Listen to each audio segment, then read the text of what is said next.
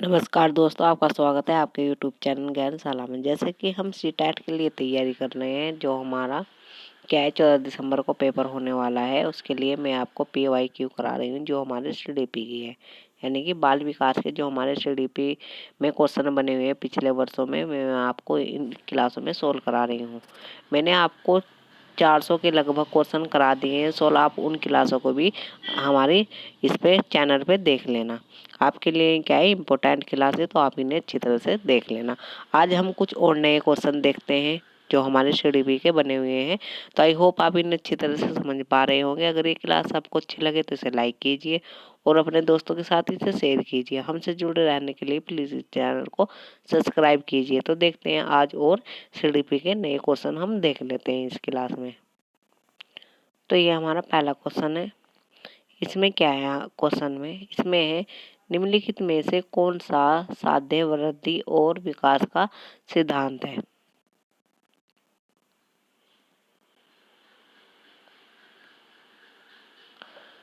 यानी कि इसमें वृद्धि और विकास का सिद्धांत कौन सा है, ये बताना है हमें।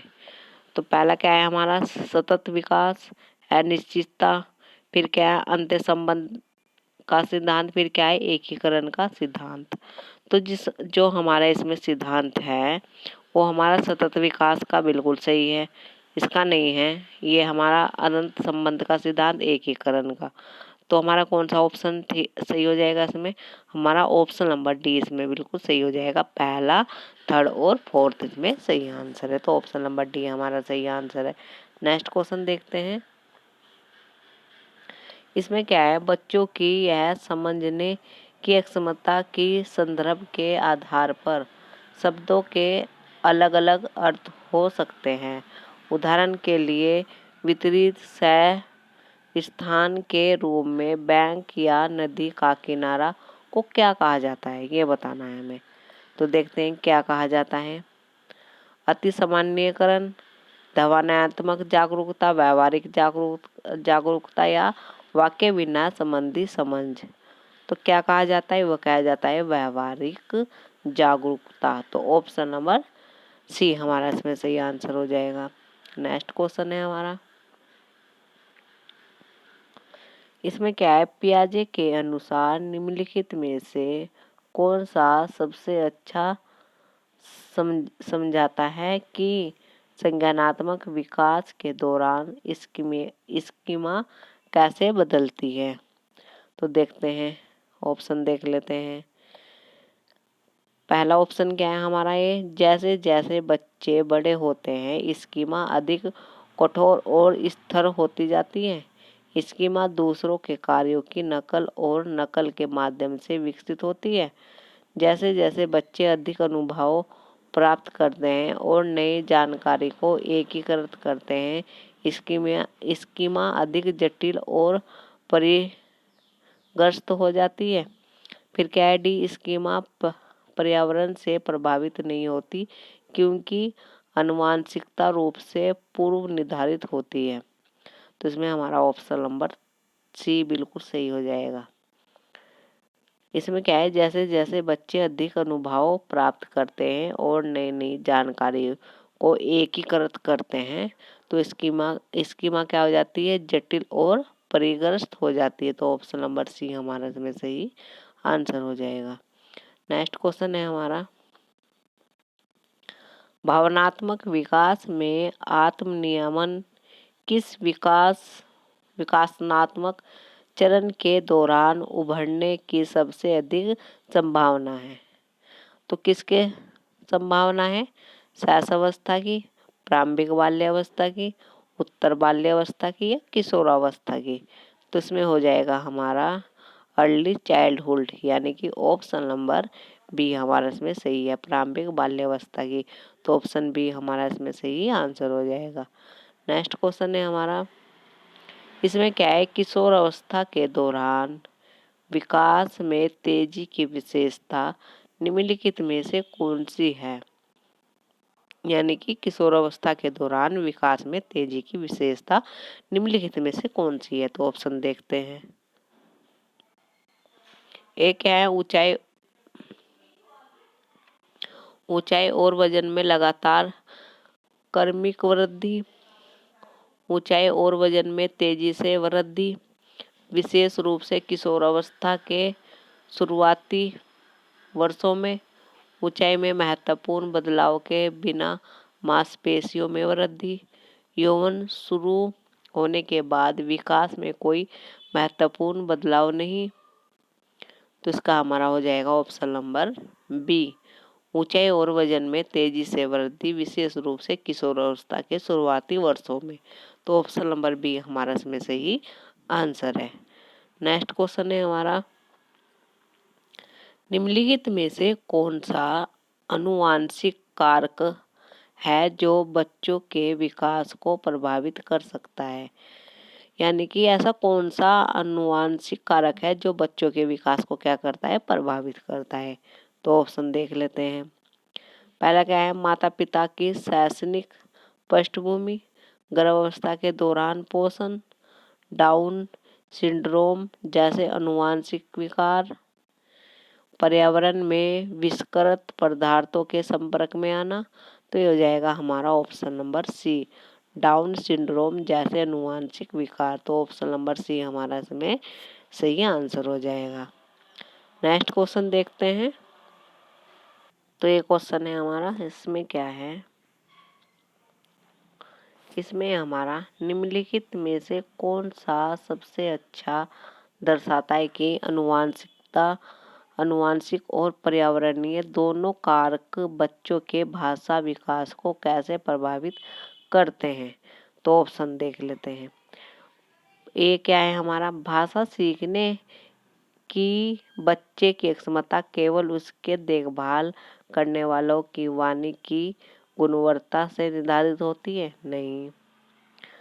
भाषा के लिए बच्चे की आनुवांशिकता प्रवृत्ति अप्रासंगिक है, केवल पर्यावरणीय उत्तेजना ही मायने रखती है। आनुवांशिकता प्रवृत्ति बच्चों की भाषा क्षमता को प्रभावित कर सकती है, लेकिन भाषा समृद्ध वातावरण के संपर्क में आने से भाषा सीखने में तेजी आती है। केवल वंशुगत कारक ही बच्चों के भाषा विकास के लिए जिम्मेदार होते हैं। तो इसमें हो जाएगा ऑप्शन नंबर सी, आनुवांशिक प्रवृत्ति बच्चे की भाषा क्षमता को प्रभावित कर सकती है, लेकिन भाषा समृद्ध वातावरण के संपर्क में आने से भाषा सीखने में तेजी आती है। तो ऑप्शन नंबर सी हमारा इसमें सही आंसर हो जाएगा। नेक्स्ट क्वेश्चन है हमारा, अभिकथन इसमें हमारा और कारण है। अभिकथन क्या है, कोलबर्ग का नैतिक विकास का सिद्धांत नैतिक तर्क में न्याय की भूमिका पर जोर देता है। कारण क्या है, कोलबर्ग ने नैतिक तर्क दिया कि नैतिक विकास के उच्चतम स्तर पर व्यक्ति सार्वभौमिक नैतिक सिद्धांत के आधार पर निर्णय लेते हैं जो कानून और सामाजिक नियमों से परे होते हैं। तो अभिकथन भी सही है हमारा और कारण भी सही है, और कारण हमारा क्या है, सही व्याख्या भी करता है अभिकथन की। तो इसमें हमारा ऑप्शन नंबर ए इसमें सही आंसर हो जाएगा। अभिकथन और कारण दोनों सही है, और कारण अभिकथन के लिए क्या है, सही व्याख्या करता है। तो ऑप्शन नंबर हमारा फर्स्ट इसमें सही आंसर हो जाएगा। नेक्स्ट क्वेश्चन है हमारा, इसमें क्या है, रूब्रिक मानदंड क्षेत्रीय विनियोजन हेतु आवश्यक होते हैं क्योंकि ये क्या है, यह अध्यापकों को नैदानिक उपचारात्मक सूचना प्रदान करता है। बी क्या है, यह अध्यापकों को सकारात्मक सूचना प्रदान करता है। सी क्या है, यह अध्यापकों को रचनात्मक प्रतिपुष्टि प्रदान करता है। डी क्या है, यह विद्यार्थियों को नियोजन स्थानांतरण संबंधी सूचना प्रदान करता है। ये क्या है, यह विद्यार्थियों को निरंतर सूचना प्रदान करता है। तो इसमें हमारा ए भी सही है, बी सही है, और हमारा ई सही है। ये दोनों सही हमारे नहीं है। तो ऑप्शन नंबर फर्स्ट हमारा इसमें सही आंसर हो जाएगा। नेक्स्ट क्वेश्चन है हमारा, इसमें क्या है हमारा,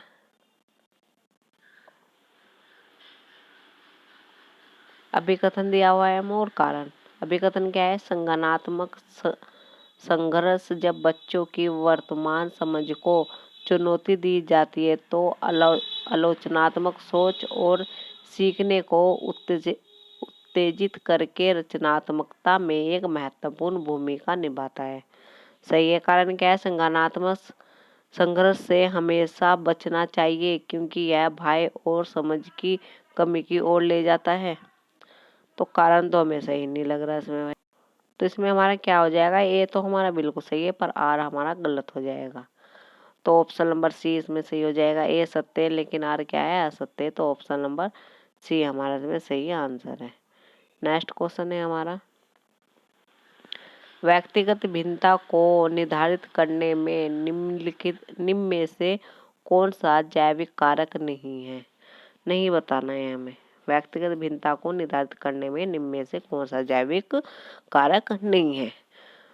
तो इसमें क्या है? आनुवांशिकता, जन्मजात स्वभाव, अभिभावक बालक संबंध, शारीरिक स्वास्थ्य है। तो इसमें क्या है? हमारा आनुवांशिकता, ये जिम्मेदार नहीं है। तो हमारा ऑप्शन नंबर ए इसमें हमारा बिल्कुल सही आंसर हो जाएगा। नेक्स्ट क्वेश्चन है हमारा, इसमें क्या है? भावनाओं, व्यक्तित्व और सामाजिक संबंधों में परिवर्तन और स्थिरता किस विकास में शामिल है? तो किस विकास में शामिल है? व्यक्ति विकास, भावनात्मक विकास, मनोसामाजिक विकास या संज्ञानात्मक विकास? तो ये हो जाएगा हमारा मनोसामाजिक विकास। तो ऑप्शन नंबर 3 हमारा इसमें सही आंसर है। नेक्स्ट क्वेश्चन है हमारा, तो ये क्वेश्चन है हमारा, इसमें क्या है? अभिकथन है और हमारा कारण है। ये क्वेश्चन बहुत आते हैं अभिकथन और कारण के, तो आप इन्हें अच्छी तरह से समझ लीजिए। 3 वर्ष की आयु तक बच्चे आमतौर पर साझा करने की समझ विकसित करना शुरू कर देते हैं और सामाजिक परिवेश में सहयोगात्मक व्यवहार प्रदर्शित कर सकते हैं। कारण क्या है? इस आयु में बच्चे केंद्रितता से आगे बढ़ जाते हैं और साथियों के साथ सहयोगात्मक खेल के सरल रूप में शामिल होना शुरू कर देते हैं। तो अभिकथन भी सही है और हमारा कारण भी सही है। अभिकथन की सही व्याख्या भी करता है। तो ऑप्शन नंबर पहला ही हमारा इसमें सही हो जाएगा। अभिकथन और कारण दोनों सत्य हैं और कारण अभिकथन के लिए क्या है? सही व्याख्या करता है। तो ऑप्शन नंबर फर्स्ट हमारा सही आंसर है। नेक्स्ट क्वेश्चन है हमारा, किसी विशेष कार्यक्रम या प्रशिक्षण के प्रभाव का मापन करने के लिए किस प्रकार के परीक्षणों को परिकल्पित किया जाता है? व्यक्तित्व, बुद्धि, उपलब्धि या रचनात्मकता? तो किसे किया जाता है? वो किया जाता है उपलब्धि। तो ऑप्शन नंबर सी हमारा इसमें सही आंसर हो जाएगा। नेक्स्ट क्वेश्चन है हमारा, बच्चों में सकल मोटर कौशल के विकास में निम्नलिखित में से कौन सा सप्लोडेल विकास के सिद्धांत को सबसे अच्छी तरह से दर्शाता है? यानी कि सप्लोकेडल विकास के सिद्धांत को अच्छी तरह से दर्शाता है। तो शिशु अपने पैर से पहले अपने हाथों को नियंत्रित करने की क्षमता विकसित करता है। ये बिल्कुल सही है।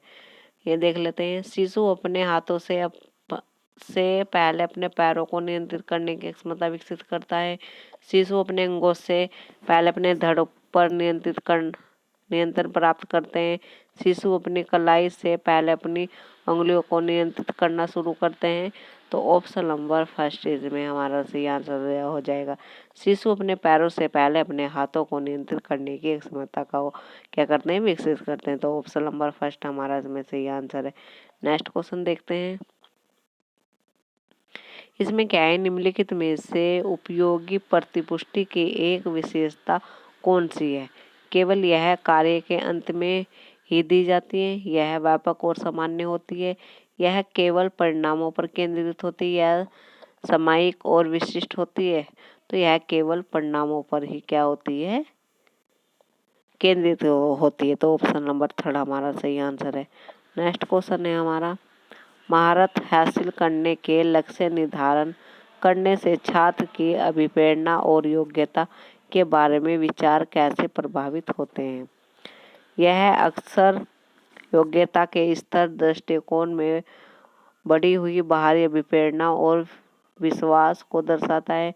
यह अक्सर योग्यता के वृद्धिशील दृष्टिकोण में बढ़ी हुई बाहरी अभिप्रेरणा और विश्वास को दर्शाता है।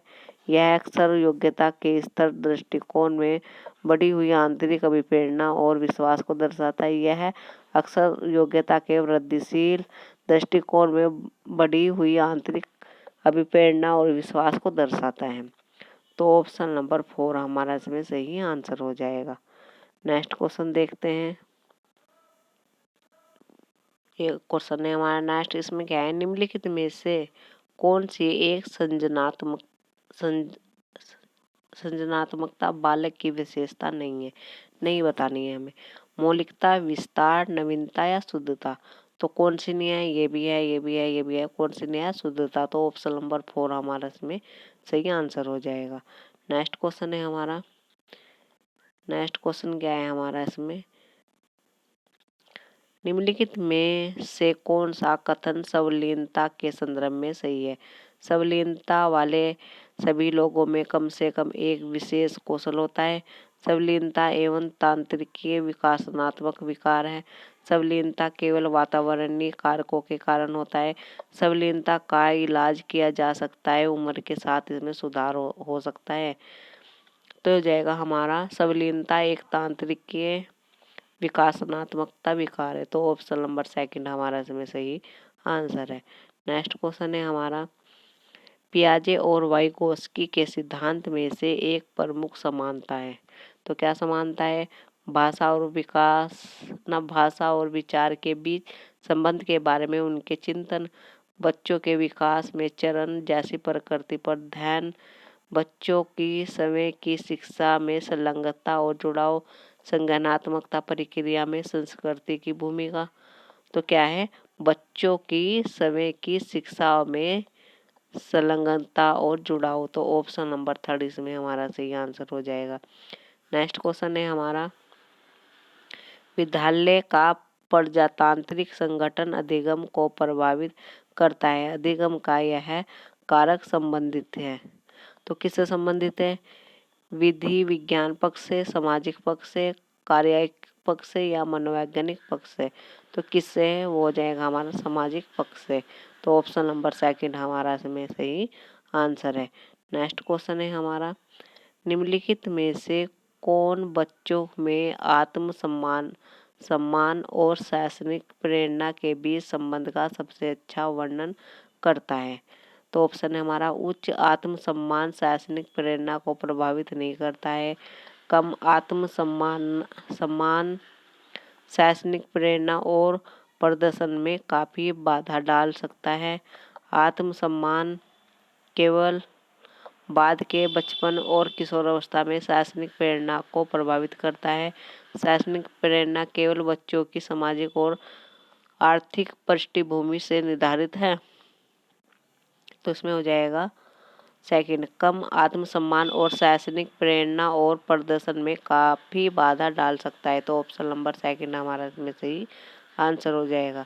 नेक्स्ट क्वेश्चन है हमारा, इसमें क्या है, पियाजे के सिद्धांत के उपचारात्मक परिचलन चरण में एक बच्चे आम तौर पर 12 वर्ष और उसमें से अधिक को निम्नलिखित समस्या दी जाती है। यदि सभी गुलाब फूल है और यह एक गुलाब है तो आप इस वस्तु के बारे में क्या निष्कर्ष निकाल सकते हैं।